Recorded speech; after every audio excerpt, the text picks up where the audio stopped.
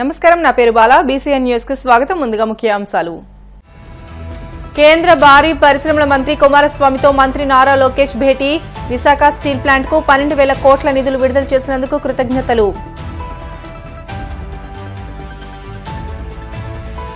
పోలవరం విషయంలో అన్యాయం జరుగుతుంటే చూస్తూ ఊరుకోము, లేకుంటే ఆంధ్ర రాష్ట్ర ప్రజలు క్షమించరన్న YCP MP Mithun Reddy.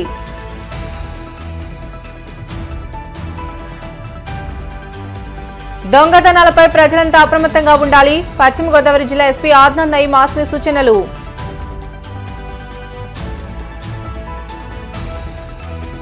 Tirupati deputy mayor ఎన్నికల్లో కూటమి ప్రభుత్వం కుట్రలకు పాల్పడింది. వైసీపీ చిత్తూరు తిరుపతి జిల్లాల అధ్యక్షుడు భూమన కరుణాకర్ రెడ్డి ధ్వజం. కేంద్ర భారీ పరిశ్రమల మంత్రి కుమారస్వామిని మంత్రి నారా లోకేష్ ఢిల్లీలోని ఆయన నివాసంలో మర్యాదపూర్వకంగా కలుసుకున్నారు.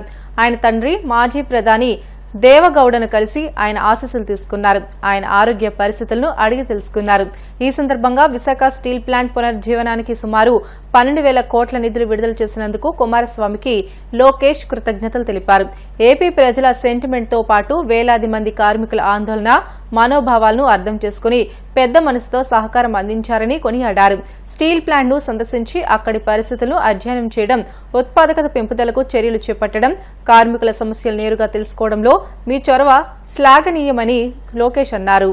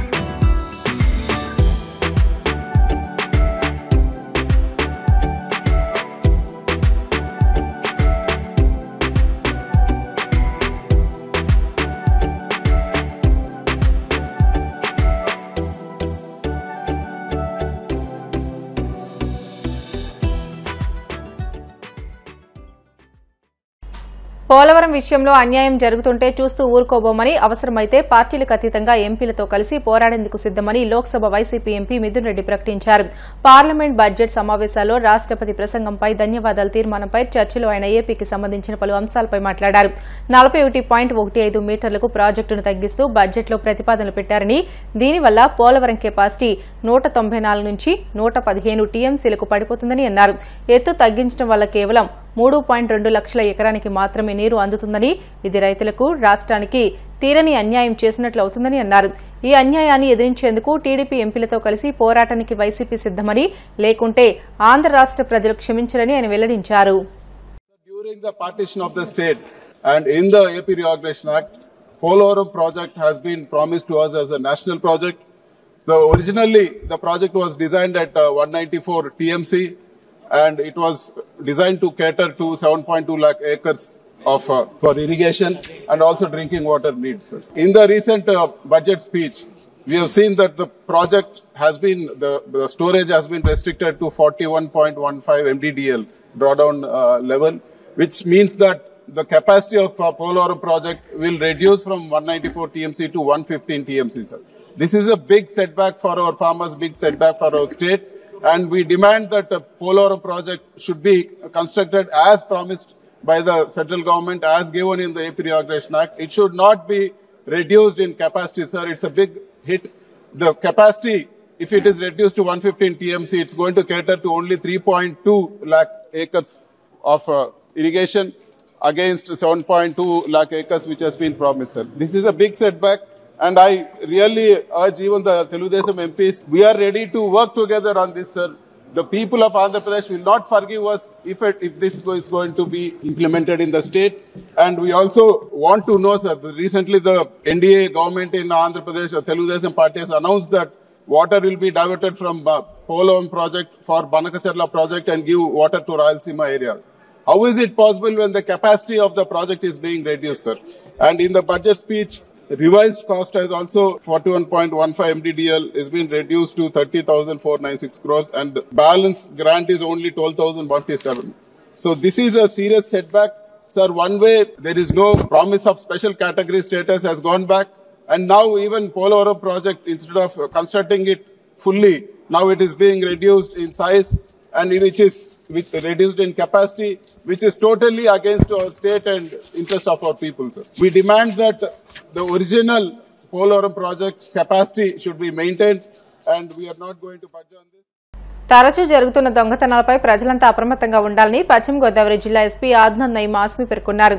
ఆకివీడు సర్కిల్ ఇన్స్పెక్టర్ కార్యాలయంలో జరిగిన మీడియా సమావేశంలో 17,20,000 రూపాయల విలువ చేసే 348 గ్రాముల బంగారాన్ని, 2,30,000 రూపాయల విలువ చేసే 5 మోటార్ సైకిల్స్ చోరీ కేసు వివరాలను ఆయన వివరించారు. ఈ సందర్భంగా పోలీసు సిబ్బందిని అభినందించారు. ఈ కార్యక్రమంలో DSP Jayasurya, CI Jagadeeswararao, Akividu SI Nagababu, Undi SI MD నజీరుల్లా, కాళ్ల ఎస్ఐ శ్రీనివాస్తో పాటు పోలీసు సిబ్బంది పాల్గొన్నారు. ఈ రోజు ఆకివీడు సర్కిల్లో ఈ ప్రెస్ మీట్ కారణం నిన్న కట్టిన కేసు 331-305 బిఎన్ఎస్ సెక్షన్ ప్రకారం హౌస్ బ్రేక్ బై నైట్ మన కాల పోలీస్ స్టేషన్ లో జరిగింది. దీంట్లో 24 లోపలే మన team led by DSP Bhimavaram and CI Akividu with along with support other SIs, తర్వాత head constable 2204, PC 787, PC 104, WPC 218 తో పాటు ఒకే రాత్రిలో ఈ ముద్దాయికి దొరికాడు.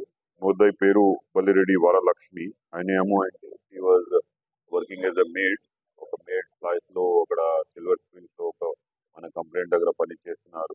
Taking advantage of the trust ఆయన డూప్లికేట్ కి పెట్టేసి బీరువా నుంచి దొంగతనం జరిగింది. So I appreciate my team. Immediately case కట్టిన తర్వాత without wasting time they were able to apprehend the accused and మొత్తం 348 grams 43.5 sovereign gold వర్త్ ఈ రోజు తారీఖులో 70,20,000 వరకు ఇది amount property we have recovered. Immediately process follow చేసి ఓనర్స్ కి return అవడం జరిగింది. ఫాలోయింగ్ డ్యూ ప్రాసెస్ ముద్దే పైన ఒకరిని అరెస్ట్ చూపించడం జరిగింది. రిమాండ్ పంపడం తర్వాత ఆయన పైన సస్పెక్ట్ షీట్ ఓపెన్ చేసినాం. నేను మీడియా మిత్రుల తరఫున ఒక అపీల్ జారీ చేసినాం భీమవరం పబ్లిక్ కి, వెస్ట్ గోదావరి పబ్లిక్ కి. ఏమైనా మేడ్ సర్వెంట్ పని ఉంటే or other servant in your home ఒకసారి పూర్తిగా చెక్ చేయాలి and don't leave your ornaments and valuable items so freely. ఈ మంత్ మన ఒక అపీల్ ఉంది, యాంటీసిడెంట్ వెరిఫికేషన్ ఖచ్చితంగా చేయాలి మీ దగ్గర వర్కర్స్ కి ఆర్ సర్వెంట్స్ కి.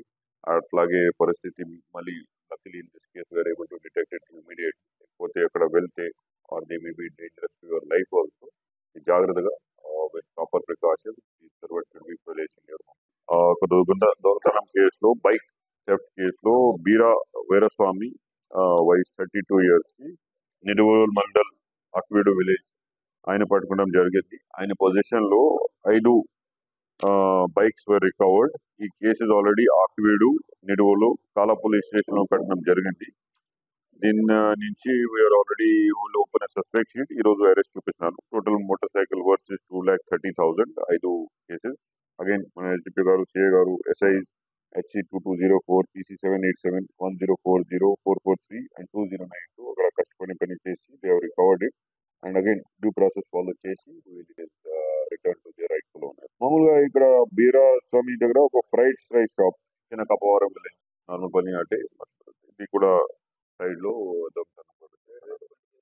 ఆధ్యాత్మిక నగరం తిరుపతిలో గత వారం రోజులుగా జరుగుతున్న విధ్వంసకాండం చూసి టీడీపీ నేతృత్వంలోని కూటమి ప్రభుత్వం క్యాన్సర్ కన్నా ప్రమాదకరమైందని ప్రజలకు అర్థమైందని టీటీడీ మాజీ చైర్మన్ భూమన కరుణాకర్ రెడ్డి పేర్కొన్నారు.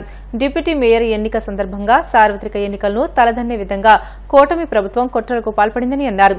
వాస్తవానికి వైసీపీ కార్పొరేటర్లదే నైతిక విజయమని, కూటమికి బలం లేకపోయినా కేవలం ఒకే ఒక్క కార్పొరేటర్ను పెట్టుకుని దురాచరణతో వైసీపీ కార్పొరేటర్ను దారుణంగా బెదిరించి భయపెట్టి లోబర్చుకున్నారని ధ్వజమెత్తారు. నా ఇంటి నుంచి ఓటుకు వెళ్ళడానికి పోతున్నటువంటి మా కార్పొరేటర్లని కొడుతూ అసభ్య పదజాలంతో దూషిస్తూ వాళ్ళ జీవితాలనే సర్వనాశనం చేసేస్తాము అని మేమందరికీ కూడా ఈ రకంగా మా కార్పొరేటర్లను తీసుకుపోయినామంటే తెలుగుదేశం పార్టీకి సంబంధించినటువంటి నాయకులు పచ్చ మీడియా వాళ్ళు ఇష్టం వచ్చినట్టుగా మాట్లాడారు. వాళ్ళే మేమే వెళ్ళాము, మమ్మల్ని ఎవరిని కిడ్నాప్ చేయలేదు అని వాళ్ళను బెదిరించి వాళ్ళ చేత సెల్ఫీ వీడియోను కూడా తీయించి రిలీజ్ చేశారు. వాళ్ళ బెదిరింపులకు, వాళ్ళ ఒత్తిళ్లకు చంపుతాము, నీ ఆస్తులు నాశనం చేస్తాము అని వాళ్ళ జీవితాలనే ఇక లేవు అన్నంతగా భయపెట్టి వాళ్ళ చేత బలవంతంగా ఓట్లు వేయించుకుని గెలిచినటువంటి కూటమిలో 5 నిమిషాలు కూడా ఆ పారాడి కూడా ఆగకముందే ఓటు నుంచి పరిగెత్తుకుంటా వచ్చి అన్నా మేము తప్పు చేశాం, అన్నా మేము పాపం చేశాం, మమ్మల్ని ఈ రకంగా చంపేస్తామని బెదిరించినారు, మేము పడ్డటువంటి కష్టాలన్నీ ఇన్ని కావు, మమ్మల్ని విపరీతంగా కొట్టారు, మిమ్మల్ని మేము విడిపోం, జగన్మోహన్ రెడ్డి గారి నాయకత్వంలో పనిచేయాలన్నదే మా తపన అని బాధపడుతూ 4 కార్పొరేటర్లు వెంటనే 10 నిమిషాల వ్యవధి కూడా లేకుండానే 4 కార్పొరేటర్లు వచ్చారు. ఇదే సాక్ష్యం.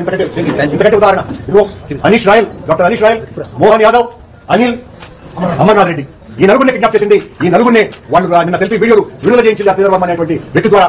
వీళ్ళనే కొట్టింది, వీళ్ళ చేతనే ఓట్లు అక్రమంగా వేయించుకున్నది, వీళ్ళ చేతనే కాదు సుమా, ఇంకా మా శేఖర్ రెడ్డి దగ్గర నుంచి చాలా మంది ఆస్తుల్ని ధ్వంసం చేసి ఓట్లు వేయించుకున్నారు, చంపుతామని వాళ్ళ దగ్గర నుంచి కూడా మాకు ఫోన్లు వస్తున్నాయి, మేము తప్పు చేశామన్నానని. ఇది పరిస్థితి. ఓ కూటమి నికృష్టపు రాజకీయాలు చేసేటువంటి నేతలారా, మీ దొల్లతనం ఏంటి అన్నది ఇంత స్పష్టంగా తెలిసిపోయింది. ఇంత నీచ రాజకీయాలు చేయడం కంటే అసలు రాజకీయాల నుంచి ఇలాంటి వాళ్ళు విరమించుకోవటం లేదు. ఈ రోజు జరిగినటువంటి ఎన్నికలో నా తమ్ముడు లడ్డు భాస్కర్ ఓటమిని మేము ఓటమిగా భావించటం లేదు. మా కార్పొరేటర్లు ఒక వీరోచితమైనటువంటి పోరాటం చేసినారు. మాకు క్యాడర్ కి అందరికీ కూడా ఒక స్ఫూర్తిదాయకంగా నిలిచినారు. తిరుపతిలో వైఎస్ఆర్ కాంగ్రెస్ పార్టీ ఇన్ని దుర్మార్గాలు దౌర్జన్యాలు చేసినా ఇంత గొప్పగా ప్రతిఘటిస్తుంది. ఈ నెల 8వ తేదీన వాసవి శాంతిధామ్ క్షేత్ర పీఠాధిపతిగా ప్రజ్ఞానంద సరస్వతికి పట్టాభిషేకం చేయనున్నట్లు అఖిల భారత పెనుగొండ వాసవి ట్రస్ట్ చైర్మన్ గోవిందరాజులు తెలిపారు. పశ్చిమ గోదావరి జిల్లా పెనుగొండ వాసవి శాంతిధాంలో ఆయన మీడియాతో మాట్లాడుతూ ప్రజ్ఞానంద సరస్వతికి అదే రోజున సేంగోల్ బహుకరణ చేయనున్నట్లు తెలిపారు. ఈ కార్యక్రమంలో ప్రతి ఒక్కరూ పాల్గొని స్వామివారి ఆశీస్సులు పొందాలని అన్నారు. త్వరలో ఈ క్షేత్రంలో వేద పాఠశాల ప్రారంభిస్తామని ఆయన తెలిపారు. మహాక్షేత్రంలో 6, 7, 8 త్రయాణిక సెలబ్రేషన్స్ ఉంటుంది, మహోత్సవాలు ఉంటుంది. 7వ తేదీ 6వ వార్షికోత్సవం ఉంటుంది. 8వ తేదీ పెనుగొండ క్షేత్ర పీఠాధిపతులుగా తెనాలి వాసస్థులైన శ్రీ ప్రజ్ఞానంద స్వామీజీ అంటే బాలస్వామీజీ అని ప్రఖ్యాతులైన స్వామీజీ గారికి పట్టాభిషేక మహోత్సవం అంగురంగ వైభవాలతో జరగబోతుంది. అందరూ తరలి రావాలా ఈ 8వ తేదీ. ఎందుకంటే జీవిత కాలంలో ఒకే ఒక్క తూరి దొరికే మహాన్ అవకాశము ఈ ఒక్క పట్టాభిషేక కార్యక్రమం. మనం కావాలన్నాను, కోరుకున్నాను, ఎన్ని లక్షలు కోట్లు ఖర్చు చేసినా ఇలాంటి కార్యక్రమం జరగదు. సుమారు 6 మంది పెద్ద పెద్ద పీఠాధిపతులు వేరు వేరే క్షేత్రాలను ఇంకా ఆంధ్ర, కర్ణాటకని ఇంకా విచ్చేస్తున్నారు. వాళ్ళందరి సమక్షంలో బాలస్వామీజీ గారు తెనాలి వాసస్థులు శాలిగ్రామ మఠము వాళ్ళు అక్కడ చూసుకుంటా ఉండరు. వాళ్ళకి పట్టాభిషేక మహోత్సవాలు జరిగిపోతుంది. 7వ తేదీ పొద్దున్నే ఉదయం ఆవహంతి హోమాలు, అదైన తర్వాత ఆ గురువులకి గాను ఉండేదానికి ఒకటి గురుపీఠం సుమారు 36 చదరాలు బిల్డింగ్ కట్టబోతున్నాము. దానికి బెంగళూరు దాని ఒక్కరు ఆనంది రమేష్ గారని వాళ్ళ కుటుంబ వర్గాలు దానికి దానం చేసినారు. వాళ్ళ సమక్షంలో 11:36 పొద్దున్నే భూమి పూజ కార్యక్రమం జరుగుతుంది. ఆ తర్వాత ఆ రోజు చాలా పెద్దగా ఊరేగింపు కార్యక్రమం ఉంటుంది. వెండి రథంలో అమ్మవారిని కూర్చోబెట్టి ఈ అయ్యప్ప స్వామి భజన్స్, కోలాటాలు ఇంకా ఇలాంటివి చాలా దీంతో ఊరేగింపు కార్యక్రమం ఉంటుంది. చాలా మహోన్నతమైన కార్యక్రమం ఇది. ఇందులో స్వాములందరూ వస్తూ ఉండరు. వాళ్ళందరూ ఊరేగింపుకి వచ్చి జనాలకు అక్కడనే ఆశీర్వాదం చేస్తారు. కాబట్టి అందరూ భక్తాదులంతా తరలి రావాలి, రోడ్లలో నిలుచుకోవాలి. 102 కలశాల ప్రొసెషన్ వేరే ఉంటుంది. ఆ కలశాలను పార్టిసిపేట్ చేయాలని కోరుతున్నాను. 8వ తేదీ పొద్దున్నే అవహంతి హోమాలు ఉంటుంది. ఆ హోమాల్లో స్వామీజీ గారు ప్రత్యేకమైన హోమాలు గురుపీఠం శక్తి చేసేదానికోసం వాళ్ళు హోమాలు చేస్తారు.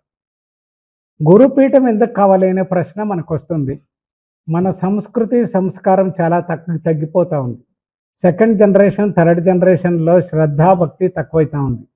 2nd జనరేషన్ 3rd జనరేషన్కి శ్రద్ధాభక్తులు రావాలి. అమ్మవారి గురించి వాళ్ళకి భక్తి పుట్టాలి, ఆధ్యాత్మికంతో వాళ్ళు రావాలి అనే ఉద్దేశంతో ఈ గురుపీఠ స్థాపన అవుతా ఉంది. ఈ గురుపీఠంలో మహాన్ జ్ఞాని వాళ్ళ తెనాలి వాసస్థులు ప్రజ్ఞానంద స్వామీజీ 14వ సంవత్సరంలోనే వాళ్ళ సన్యాస దీక్ష తీసుకున్న మహనీయులు. వేద పురాణాలు, భగవద్గీత అంతా చాలా చక్కగా చెప్పగలరు, చాలా చక్కగా మాట్లాడగలరు. ఇప్పుడప్పుడే వాళ్ళకి లక్షాంతర మంది భక్తాదులు ఆంధ్ర, కర్ణాటకల 2 రాజ్యాల్లోనూ ఉన్నారు. కాబట్టి ఇది ఏమీ కష్టం కాదు గురువులకి. వచ్చే భక్తాదులకంతా విద్యా బుద్ధులు నేర్పిస్తారు. వచ్చే రోజుల్లో బహుశా నెక్స్ట్ ఇయరే మనము ఇక్కడ వేద పాఠశాల ప్రారంభం చేస్తూ ఉన్నాం. చిన్న చిన్న పిల్లల్ని వేద పాఠశాలకు పిలుచుకొచ్చి వాళ్ళు కాలేజ్ చదివేటట్ల వాళ్ళకి అనుకూలాలు ఇచ్చి ఇక్కడే రెసిడెన్షియల్ వాళ్ళు ఇక్కడే ఉంటారు. పొద్దున సాయంకాలం వేదాలు, భగవద్గీత, భాగవతము ఇలాంటి చక్కని ఉపనిషత్తులు అంతాను గురువులు నేర్పిస్తారు. వాళ్ళ చేత ఇంకా వేరు వేరే టీచర్స్ ఉంటారు. మళ్ళీ వాళ్ళ కాలేజీలకి స్కూల్కి పోవచ్చు. సుమారు 3 సంవత్సరాలు జరిగే ఈ ట్రైనింగ్ ప్రోగ్రాంలో వాళ్ళు 3 సంవత్సరాలు ఇక్కడనే ఉంటారు. స్వామీజీ గారికి 8వ తారీఖు 11:37 వాళ్ళకి పట్టాభిషేక కార్యక్రమం జరుగుతుంది. ఆ రోజు మనము వాళ్ళకి సెంగోల్ ప్రజెంట్ చేస్తున్నాము. ఆ సెంగోల్ అంటే ఏమంటే అధికార దండం. అది పట్టుకున్న తర్వాత వాళ్ళు ఈ క్షేత్రానికి స్వామీజీగా వాళ్ళు ఉండిపోతారు, మిగిలిపోతారు. ఆ సెంగోల్ అమ్మవారికి సమర్పణ చేస్తారు. గురువులు ఇక్కడ ఉండేంత వరకు వాళ్ళు ఇక్కడ సెంగోల్ వాళ్ళ జట్లనే ఉంటుంది. బెటర్లో షార్ట్ బ్రేక్ తీసుకుందాం. Stay with us.